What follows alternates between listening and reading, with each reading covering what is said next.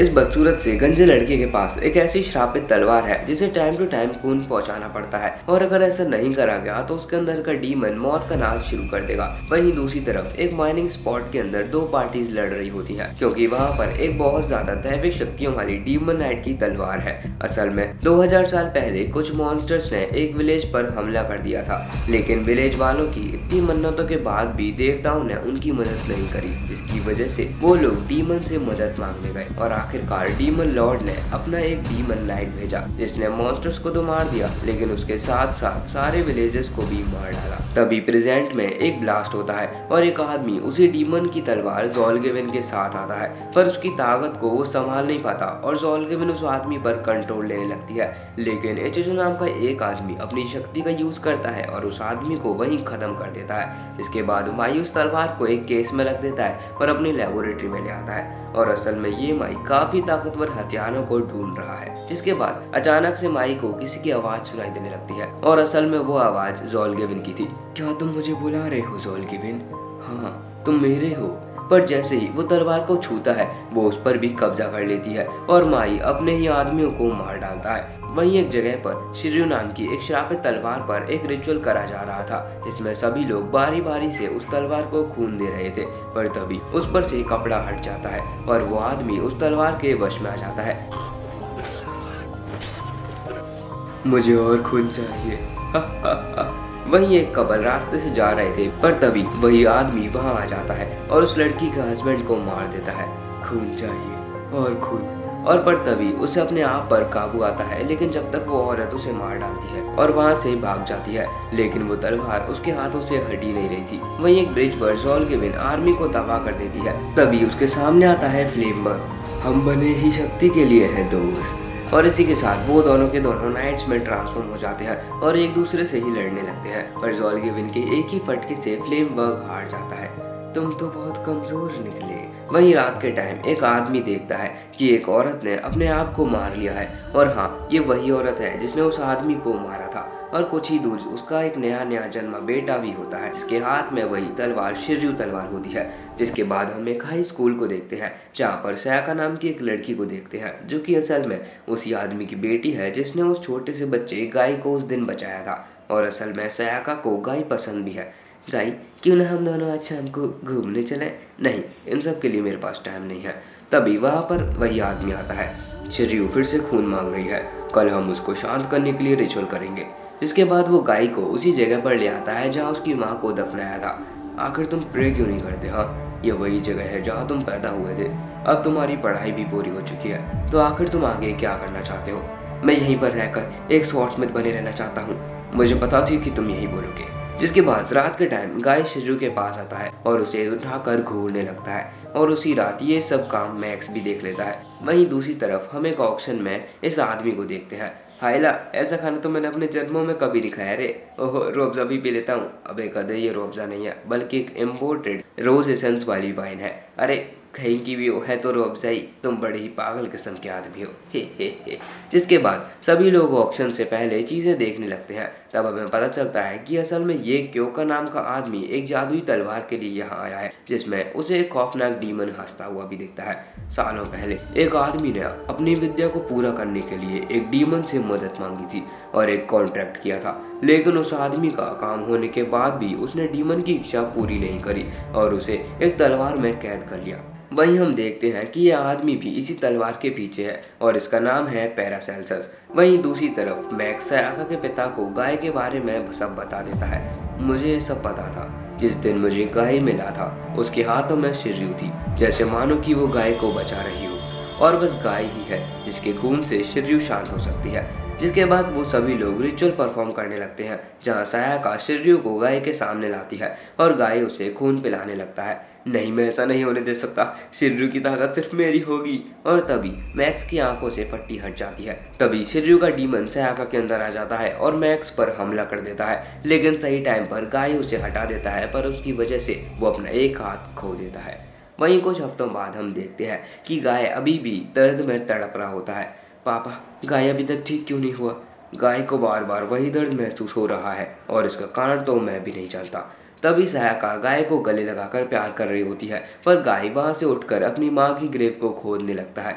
ये सब सिर्फ इस औरत की वजह से हो रहा है, और वहीं बेहोश हो जाता है। वहीं सयाका के पिता शिर्यू को फोर्स करने लगते हैं। वहीं दूसरी तरफ हम उसी ऑक्शन में देखते हैं जहां उस तलवार के लिए लोग बोली लगाना शुरू कर देते हैं। वहीं भाई ये बंदा तलवार के लिए 5 लाख मिलियन डॉलर्स बोलता है, जिसे सुनकर क्योंका 10 लाख मिलियन डॉलर्स बोल देता है।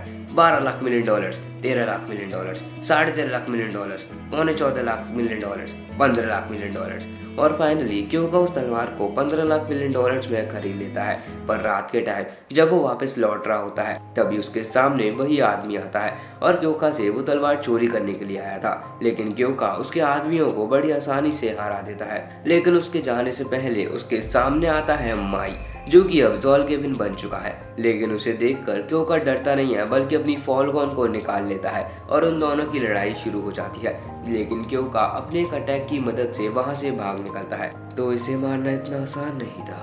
लेकिन वहीं क्योंका देखता है कि वो एज़ोथ स्वॉर्ड तो वहां से गायब है। वहीं दूसरी तरफ हम देखते हैं कि गाय का हाथ बिल्कुल ठीक हो चुका है और असल में सयाका के पिता ने शिर्यू की इजाजत से शिर्यू को गाय के हाथ में बदल दिया है। पर मास्टर, आपने मुझे ही क्यों चुना? ये मैंने नहीं, बल्कि शिर्यू ने तुम्हें चुना है, और अब से शिर्यू ही तुम्हारी रक्षा करेगी। वहीं उसके बाद सयाका गाय के पास आती है। तुम ठीक हो गए, मैं बहुत खुश हूँ। अभी तेरा बाप पागल एक नंबर का। क्या?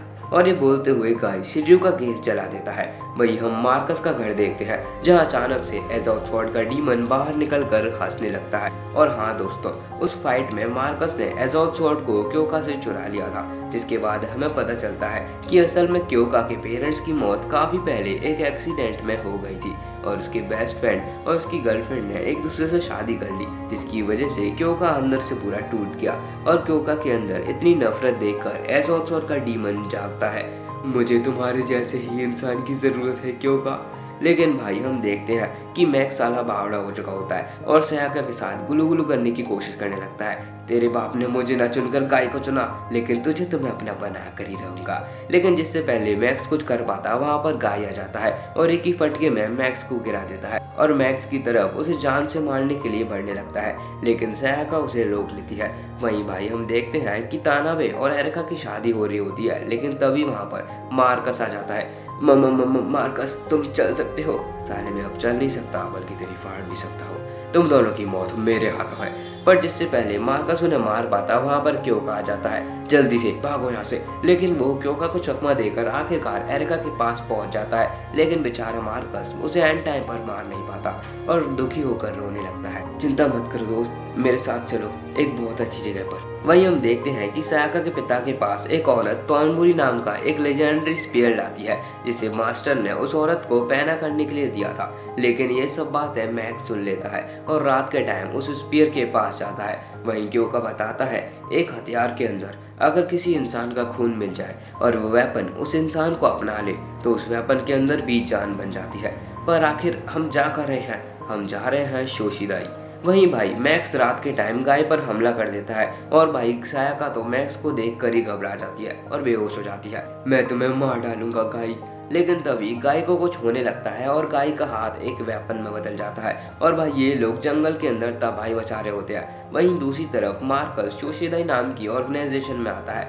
तो ये वही आदमी है जिसके पास एज़ोथ स्वॉर्ड की ताकत है। बहुत अच्छे, हमें ऐसे ही लोगों की जरूरत है और आज से तुम शोशिदाई का हिस्सा हो। वहीं क्योंका का चेकअप हो रहा था, जिससे उनकी ट्रांसफॉर्मेशन का पता चल सके।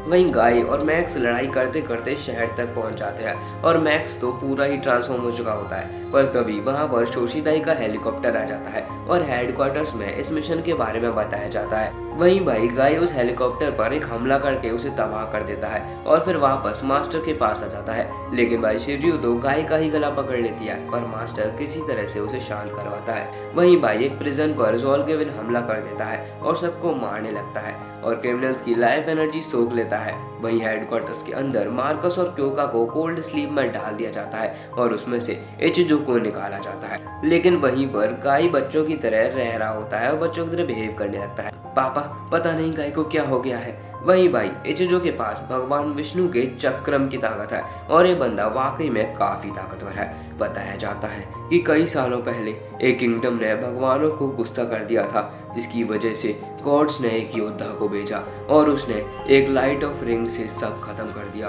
और कहा जाता है कि ये ताकत थी चक्रम की। वहीं मास्टर एक आदमी से दूसरी शिर्यू के बारे में बात कर रहा होता है, जिसके बाद हम उसी औरत को देखते हैं जो कि पहले तौनगुरी लाई थी। और भाई ये औरत सही में पागल होती है, लेकिन एक दिन उसके पास एक तलवार आती है जो कि और कोई नहीं बल्कि एक दूसरी शिर्यू थी।